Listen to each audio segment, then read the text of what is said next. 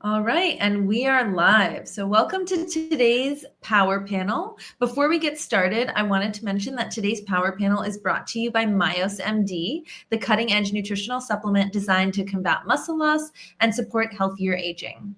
Powered by the active ingredient fortitropin, a natural bioactive compound clinically shown to enhance muscle growth and reduce anabolic resistance, MYOS MD is changing the way we think about muscle health. If you'd like to learn about MYOS, please go to myosmd.com, myosmd.com to learn more. All right, so to today's episode, we are so excited to have our guest here. First, if you could please introduce yourself and tell us a little bit about your background. Yeah, thanks, Dr. Swat. My name's Dr. Eric Fete. I go by Dr. Eric, the fitness physician on social. So I'm up in Ohio, and I've been doing telemedicine, doing health and performance optimization, what I call my trademark, what I call muscle medicine approach to my patient care, because that's a neglected area. I think not too many people are talking about muscle medicine, muscle as an organ of longevity, as an endocrine organ. So I got my start. I'm a board certified physician. I was an ER doctor for many years. And, I saw people at their worst, unfortunately. I saw a lot of stuff, got a lot of good stories, but, it was rewarding. But I also saw a lot of people that were getting ill and diseases and becoming infirm at a very young age. And, you see, someone in their 30s on 10 different medications and not working and disabled and have all these diseases, and like thinking you could prevent all this with just proper lifestyle, maybe some supplementation. And, so that's how it kind of launched me into the preventive side of things. So I got into more the preventive, proactive side of health. And that's when with my fitness background, and I just kind of gravitate towards health and performance optimization. So I work with men and women all across the country who just want to, feel better, look better, lose weight, as all the way up to, higher level athletes, jiu-jitsu powerlifters, MMA guys, or just everyone, just your average dad or mom who just wants to get in shape, a little bit across the board. I started in the world of hormone optimization, learned a little bit more about functional medicine, gut health, and I got really dove deep into the world of peptides and anti-aging, longevity medicine, and kind of blend it all together. So there's a lot there. So that's kind of how I got here. So in the super short version. So Amazing. Yeah. And we'll dive into a lot of those topics that you just mentioned. So when it comes to aging, and we're thinking about it from a cellular level, what are some of the key factors that drive that? And how can we slow the process of aging? Yeah, that's like a 2-hour conversation right there, right? So, for me, most people know that I like to distill things down to a super simple level. But at the my whole thing is like cellular medicine, cellular fitness, and nutrition. So yeah, you're right. I'm glad you mentioned that, because it's all about the cell. We can cover things. That's the kind of the problem with traditional medicine. We tend to kind of cover things up with pills and surgeries. Where it's like, let's get to the underlying cause, the actual root cause. Usually it goes all the way down to the cell level, and the cell's just not working properly. Think of it like an engine. It's taking in the fuel and making energy out of it, but we want to do that cleanly without making a lot of exhaust. And the exhaust is like the free radicals, inflammation, things like that. So it's about getting that cell to work like a fine-tuned machine, like a nice Ferrari.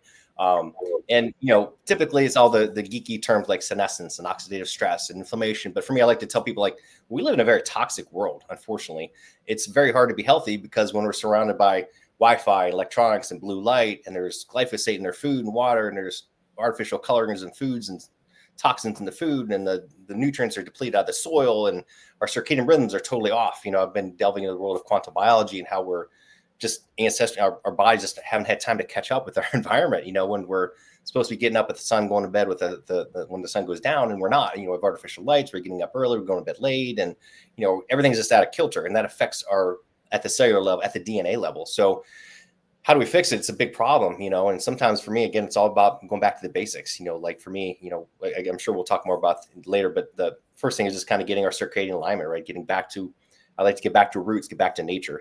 Kind of, if I had my way, I'd like get rid of all the tech and be outside in the sun all day, and just eating real food, and moving all day. That's the key to health right there. But it's hard, with our lives, and we're on the computers all day, we're in the office, we're traveling. It makes it difficult. So we have got to do what we can. So for me, it's always start with lifestyle. What can we do to align our circadian rhythms with light, with air, cold, and heat, and then eating the right foods, proper movement. And then, of course, there's a whole world of hormone optimization, peptide therapies, and things I'm sure we'll get into. But that's kind of the gist of it. So our body's under a lot of stress, and then they undergo what's called senescence. And everybody, I think, is pretty much aware now that inflammation is kind of the root cause of all these things. And it's getting inflamed because of what I just mentioned. I think we live in all the toxins and the stressors we're inviting, just physical stress, emotional stress, everything I just mentioned, on top of just getting quote unquote older, and our body's just wearing, kind of things. It's a combination of things. So we've got to fight that. It's a big uphill battle. So Yes, definitely. And you mentioned the role of inflammation. So can you talk a little bit about chronic inflammation and oxidative stress and how those play a role in accelerating aging? And then what sort of practical steps do you recommend to reduce this inflammation? I mean, as we age, it's just something that's, it could happen, especially with the environment that we live in, as you mentioned. So what are some of the strategies and steps that patients can use to, not have as much chronic inflammation? Yeah, great point. I think a lot of the inflammation, a lot of it nowadays, especially starts in our gut. We're seeing so many gut issues nowadays. And again, when you look at all the graphs of when things started, it kind of mirrors the rise of the big jump in omega 6s, PUFAs, polyunsaturated fatty acids, glyphosate in the soil, toxins, commercialized farming, and all these practices, right? So a lot of people are just having gut issues. Why we're having this huge rise in autoimmune conditions, autism, all these things. And I think that has a lot to do with it. So all these things are stressing our body out, and it's causing what they call leaky gut. Some people like that term, some people hate that term, but it's easy to conceptualize. And things are just getting inflamed in our gut, and then things leak out, and then inflames every other part of our body, and especially our brain. The gut-brain connection is massive, and I think that's a huge part of it. Insulin resistance is a big part too, which insulin resistance and stress, like I was talking about earlier, both those kind of feed each other. When you're stressed and your cortisol level is high all the time, it downregulates your insulin receptor. You become insulin resistant, and that raises more cortisol, which causes you to be more insulin resistant. Now it's a vicious cycle, and insulin resistance, as we know, is on a huge rise. There's so many people that are pre-diabetic and diabetic and insulin resistant nowadays, and that's a big part of it. So cortisol and stress, the leaky gut, insulin resistance because of cheap processed foods at our beck and call. People can, in the old days, we used to be, like I said, be outside, moving, hunting our food and this and that. Now we literally don't have to leave the house. You can sit home, turn on the TV, order food from, whatever, Grubhub, whatever thing you want, and order Amazon, get pizza, get everything delivered. You don't have to move, and it's horrible. So we're becoming less active. We're becoming senescent. Our cells are becoming senescent, and then this is what's causing all this inflammation. And over time, people are like, oh, I feel okay, but it's happening. And that's why slowly the domino eventually hits, and then people are like, oh, now I'm getting gray hair. Now I'm getting fat. Now I'm getting really tired. Now I'm having these, it sneaks up on you. So if you're not proactive and catch it early before these things happen, you're going to be in trouble. And it can be fixable. But, I think a lot of people, you just have to turn that corner. So again, I think the key thing is to reduce that inflammation. Well, and like you said, how do you do that? Well, mitochondrial treatment is the big part of it. Treating the cell is a big part of it. And like I said, we kind of have to start the ground level. I try to get people to go outside and look at the sun every day, even if it's just for a few minutes. Put your feet in the ground. Get some fresh air. Go out for a nature hike. As often as you can. At night, turn off all the things.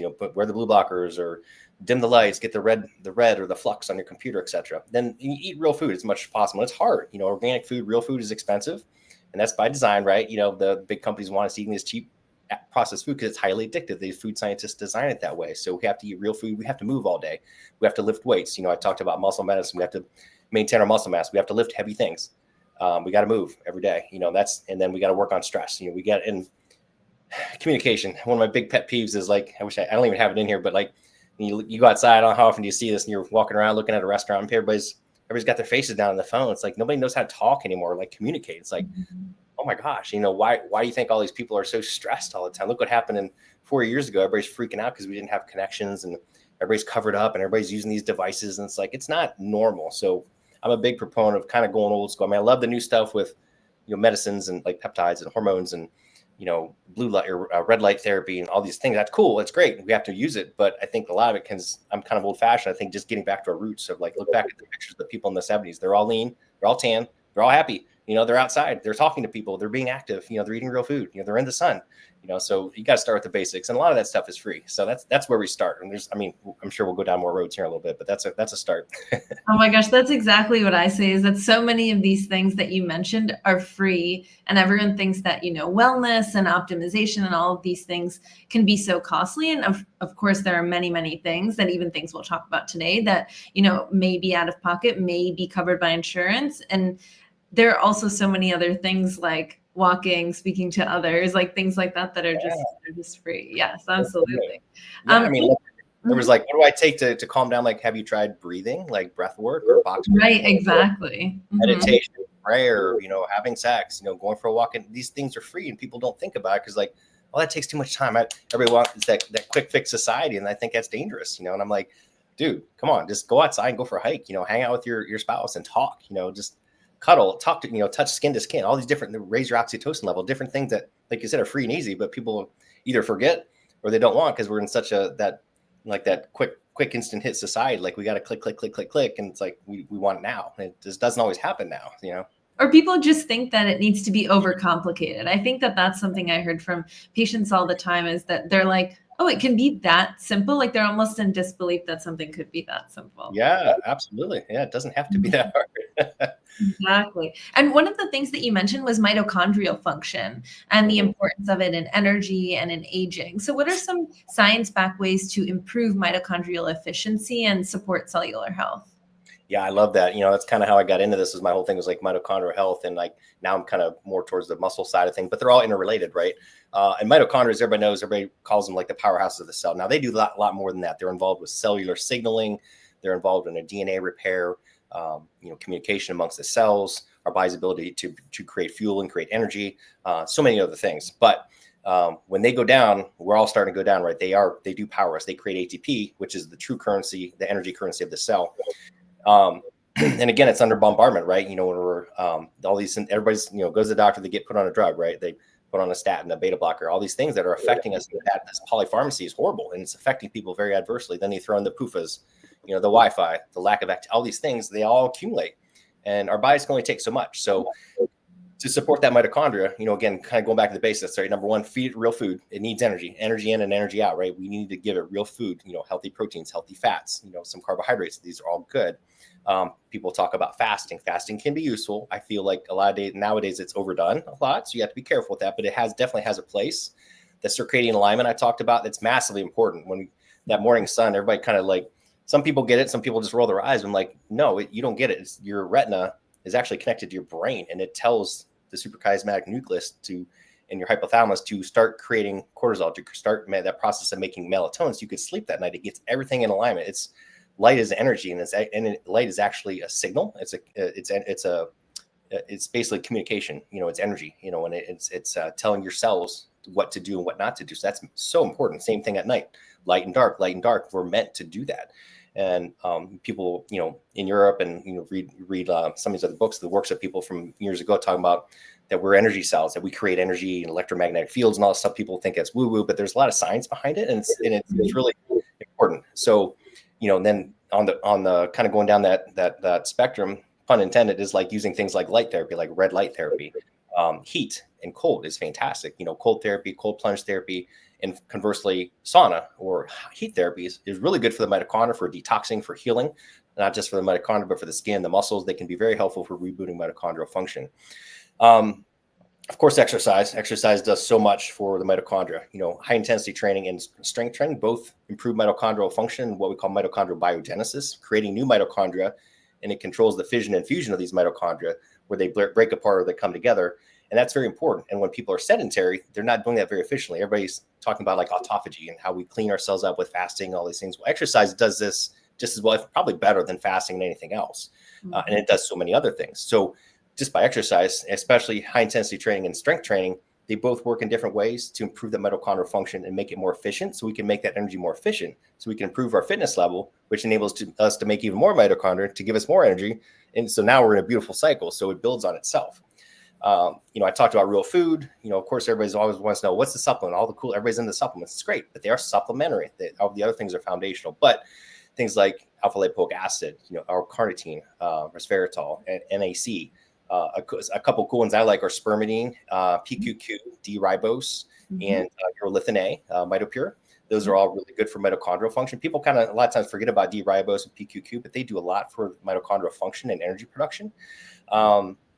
So those are fantastic. Methylene blue is often forgotten about too. That's becoming more and more people are talking about that now. It's been around forever, right? But it can actually improve mitochondrial function, increase nitric oxide production to improve blood flow, reduce oxidative damage and inflammation. And so people are like, chronic fatigue, mitochondrial function, long haul COVID, all these things. It can kind of help spur things along to kind of get things running in the right direction.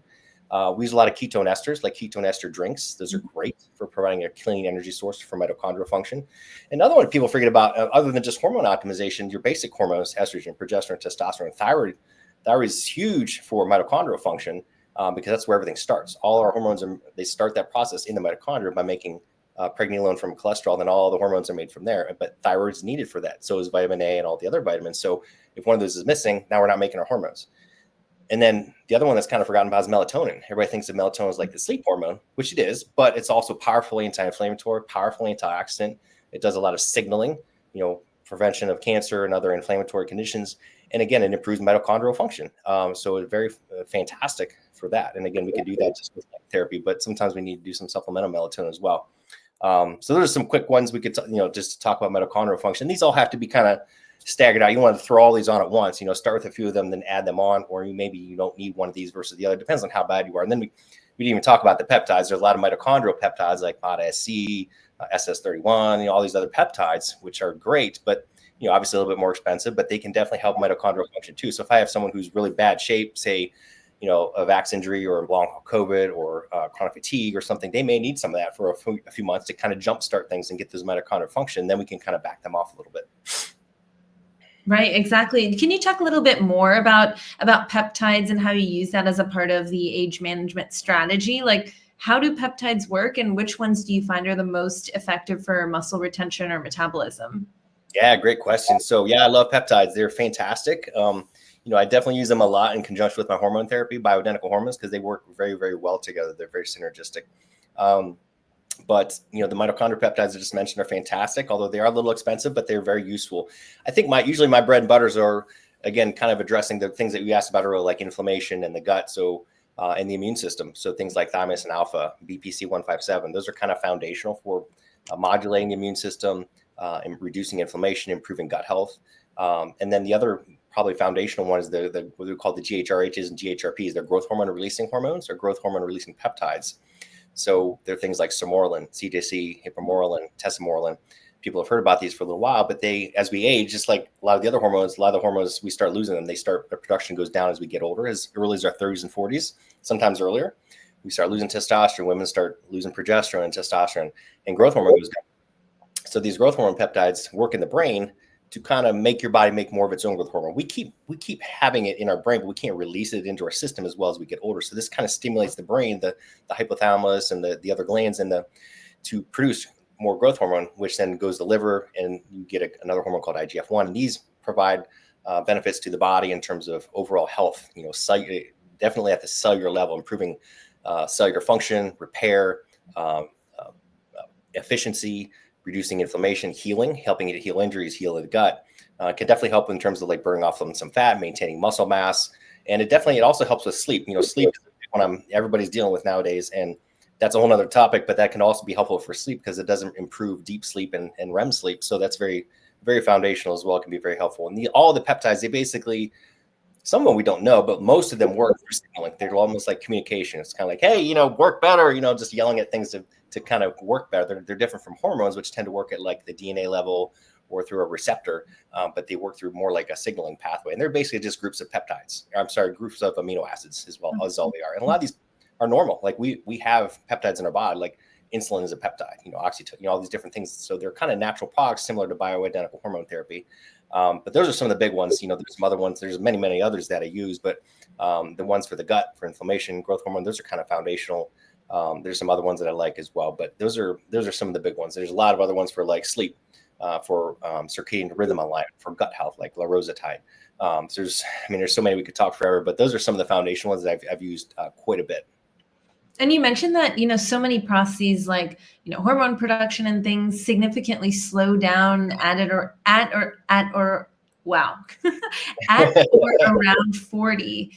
So how do you help patients counteract this metabolic decline and maintain their lean muscle mass as they age? Yeah, that's a big one, right?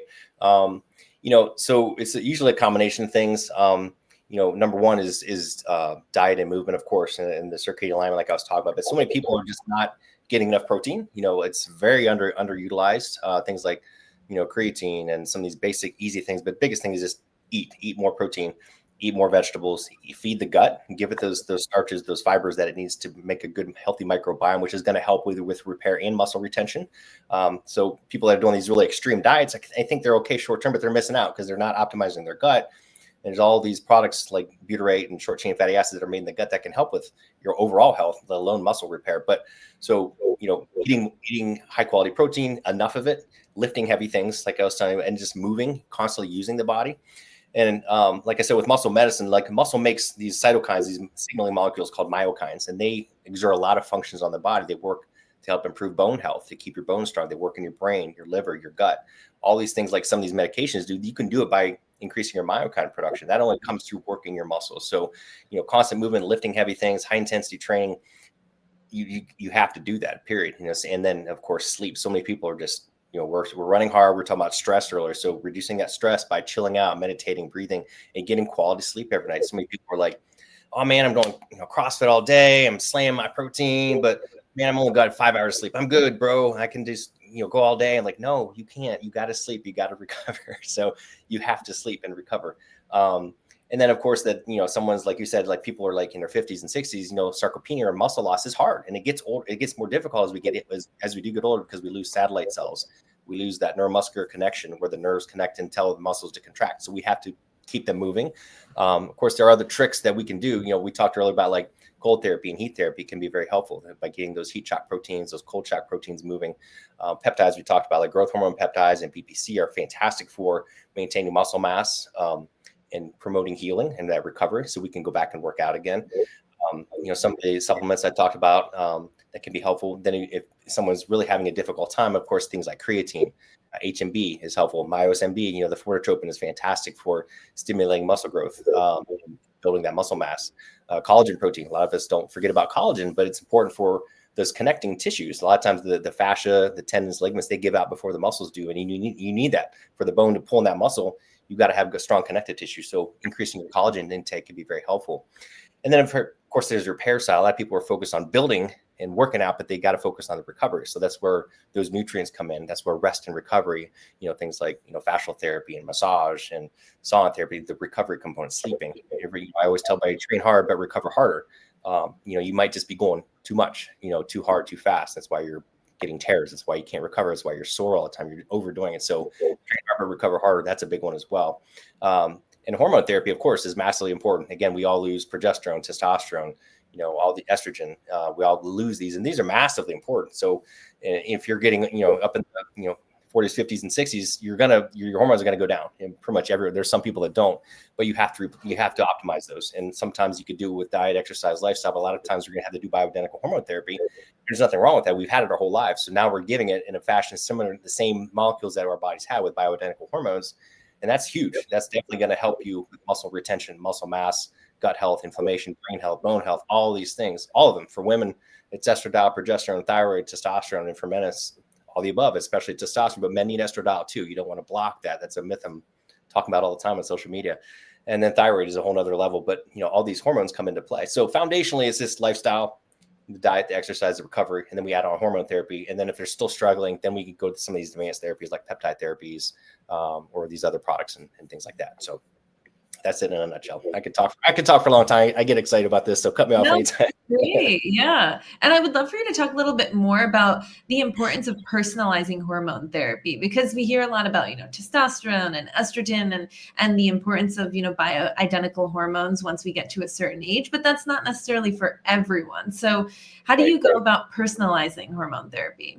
Yeah, that's an awesome question. And that's one of my pet peeves. I'm always seeing on, social, or you get a, quote unquote influencer, and they're practicing medicine without license, just telling people what to do this and take that, or you go to a clinic and it's just like medicine. Everybody gets the same product, the same dose. The end of one experience kind of a thing. It just doesn't work that way. Everybody's different. So basically it all comes down to the person at the cellular level, like we were talking about earlier, and you have to take in their lifestyle. That's why you have to have a long conversation with that. You do that clinical interview, like finding really out about their background. What do they like? What do they not like?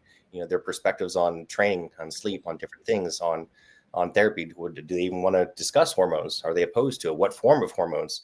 What's their gut like? What's their inflammation level like? What's their recovery status, their sleep status? What's their cortisol level status? How stressed are they? Do they have a toxin in their body? Did they live in a moldy environment a long time ago and they're dealing with chronic viral infection or chronic Lyme or something that you would never know unless you ask? Because sometimes they don't volunteer. They're just like, I just feel okay.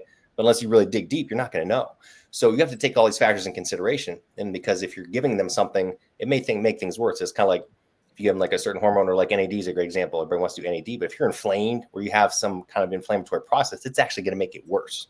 So that's where that history comes into play. And then, of course, you have to do a deep dive in terms of their metabolic workup, all their comprehensive laboratory panel. You can see what's going on.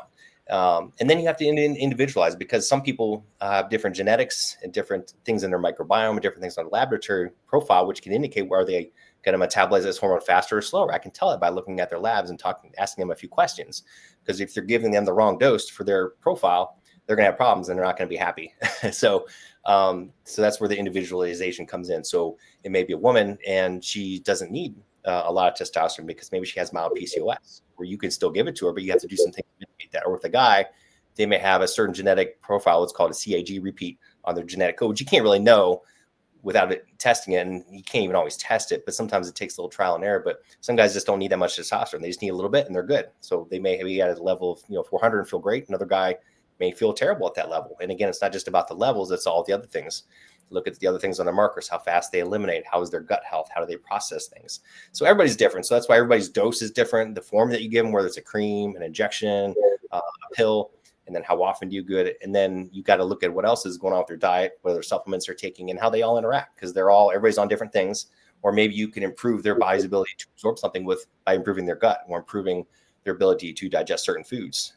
Certain nutrients and vitamins can enhance metabolism, testosterone, like things like magnesium and B vitamins. If you're deficient in that, you could be taking all the testosterone, it's not going to be as effective. So everybody requires a different prescription in a different amount, a different form. And then you have to talk about all the other stuff that we were talking about earlier in terms of lifestyle and all these other things come into play. So it's like a big table full of dominoes, they're all connected. So it's not just, give everybody, a milliliter of testosterone and this a progesterone. And it just doesn't work that way. People do it, but then they always, and I know because they come to me, they come to my colleagues, and they're to get fixed because they've been to these other places and they just get messed up, and then we got to fix it. So anyway. Yeah, definitely. And, most of our audience are healthcare providers, particularly, specializing in longevity. And so if they're working with patients and patients are, they're asking about preserving and improving muscle mass and just overall aging powerfully, what are 3 strategies you would recommend to these healthcare providers that work and have been working well for you in your clinical practice? Yeah. So, one of the big things I try to talk on, of course, other than muscle medicine, that's my main thing, is building that muscle up and breaking that myth of, you're not going to get big and bulky. You're not going to look like She-Ra, if you're training 3 times a week. It's very important. Right. But again, I always try to do the basic free stuff. And like I said, I like to try to get back to nature a little bit. I'm more about, our roots. So that circadian rhythm alignment I talked about earlier, I'm big on that. I like, people to get outside and look at the sun, put their feet in the grass, go out on a nature hike, talk to people. I'm also the mental game, again, free stuff, right? And I think, not to get too woo-woo, but I think what we take in, we put out, and vice versa. And I think what manifests on the inside manifests on the outside. If you're thinking, I have Lyme, I'm tired all the time, I can't do that, you're going to feel bad. But if you're thinking, I'm displaying some symptoms of Lyme, but I can overcome this. I'm okay today, but I'm going to be better tomorrow. I'm grateful for XYZ. If you work on these mindset shifts and feel gratitude, I tell people to write down things they're grateful for every day, a couple times a day, write down their goals, think positive thoughts, and, meditate, pray, breathe. If you just kind of calm your mind and just chill for a little bit. We're in such a hustle bustle society. Everybody's on their phone doing this. It's like, if you just take a minute just to sit and do nothing, let your mind chill, and think positive thoughts, think grateful thoughts, you will actually feel better. You'll feel more relaxed. You feel more calm. You kind of put that out, and then you kind of get that back. It kind of, what we put out, we get back, right? If you want love, give love, right? So I think a lot of these things are easy and they're free. So I think mindset, what you think is what's going to manifest on the outside. And if you reconnect with nature, I think those 2 things right there make a huge difference. And a lot of people are going to be like, oh, whatever, you're full of poo-poo. But it's been done for thousands of years, right? I mean, I don't think all these people, these philosophers and these ancient healers of old are wrong, right? It's been done for thousands of years. It's easy, it's free, and try it. Don't knock it till you try it, right? So absolutely. And that's one of the recommendations that I give is okay, the patients may be excited to go on a walk, and I say, well, what about not taking your phone or putting it on airplane mode? Because otherwise people are tempted to listen to music, tune out, listen to a podcast. It's just constant overstimulation. So I always challenge, okay, you can bring your phone, but what about airplane mode? Just for 10 minutes, 20 minutes, and just not look at it and just take in the sounds of nature. Even if you're in a city, take in the sounds and all of that versus, Right. tuning out and doing something else with technology. Yeah, absolutely. I love that. And for me, I'm big. I love Stoic philosophy. It's really good. I think it really helps a good mindset shift in today's society. But if you think back to the Native Americans, the Apache warrior, or the gladiators, or even the Greek philosophers, right? They were very smart, a lot smarter than we are. I think if you read their writings and the way they talk and commune with nature, and they were jacked, right? And they didn't have barbells, right? They were active. They moved all day. They lifted heavy shit.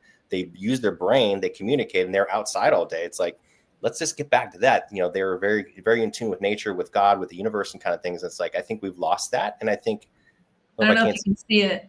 I read every day. I read that right on my desk. Yeah. I love that. Good job. I have the same book. It's a great one. I read it every day. Yeah. Yeah. Good Amazing. work. I agree with you. Yeah. Well, thank you so much for your insight. As we wrap up, we'd like to thank Dr. Eric for being our guest today and for MYOS MD for sponsoring today's power panel. Again, fueled by our revolutionary proprietary ingredient Fortitropin, MYOS MD is trusted by healthcare providers nationwide to deliver real results backed by science. So if you'd like to learn more about the company, please go to myosmd.com. And if you'd like to listen to any more of the experts like today, we have recordings on YouTube as well as on our website. So, if you'd like to learn more, there are plenty of ways to do that. All right. And so, Dr. Eric, how can our listeners learn more about you? Yeah, thank you so much for having me on. I appreciate it. You can check me out. Dr. Eric Primex is my website, DrEricPrimex. I'm all over social. You can look up my name, Dr. Eric Fete or Dr. Eric Fete Primex. Social, I think I'm Dr. Eric Fete. And then Facebook, same thing, just look me up. But I've got a ton of stuff on my YouTube, tons of free videos if everybody wants to just learn everything that I've been talking about. But social or just go to my website is the best way to get a hold of me. Amazing. Well, thank you so much and have a great rest of the day. Thank you. You do the same. Thank you. Bye-bye. All right. And we are officially not live.